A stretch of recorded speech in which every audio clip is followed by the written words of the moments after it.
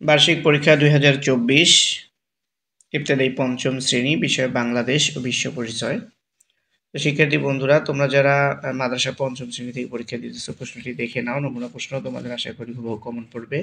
সঠিক উত্তর বাছাই করে যে কোনো 10টি। জাতিসংঘ প্রতিষ্ঠার প্রধান লক্ষ্য কি?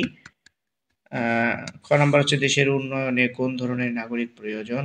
কোন সাল থেকে নারী দিবস পালন শুরু হয়? গণতন্ত্র বলতে কি বোঝায়? জনগণের শাসন বলতে কোন ধরনের শাসন ব্যবস্থাকে বোঝানো হয়? স্বাধীনভাবে চলাফেরার অধিকার কোনটি? কোন সংস্থাটি শিশুদের জন্য কাজ করে? কোন জনগোষ্ঠী তিব্বত থেকে এসেছে?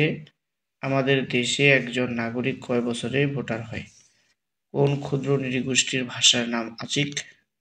দেখে নাও সেগুলো। বাংলাদেশ একটি দেশ রাষ্ট্র। মানবাধিকার লঙ্ঘন একটি দেশ কাজ। তো এইভাবে তোমাদের শূন্যস্থানগুলো পূরণ করতে হবে। তারপরে তোমাদের বাম পাশের অংশের সাথে ডান পাশের অংশের মিল করতে হবে। দেখো, গণতান্ত্রিক মনোভাব একটি সামাজিক গুণ, ডান বাম মিল করতে হবে। তারপরে সংক্ষিপ্ত প্রশ্নের উত্তর যে কোনো 5টি। সার্কের 4টি উদ্দেশ্য লেখো। জাতিসংঘের প্রশাসনিক শাখার নাম লেখো। মানবাধিকার কাকে বলে? অটিস্টিক শিশুর 3টি বৈশিষ্ট্য লেখো।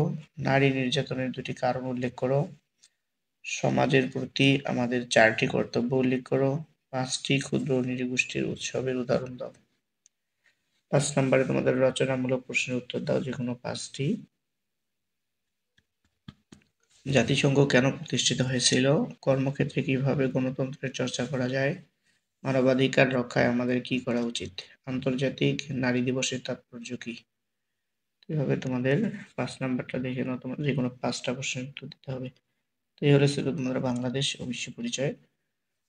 শিক্ষার্থী বন্ধুরা, চ্যানেলটি সাবস্ক্রাইব করে না থাকলে সাবস্ক্রাইব করে দিবে। আর যারা ফেসবুক পেজ থেকে দেখতেছো অবশ্যই পেজটি ফলো করে দিবে।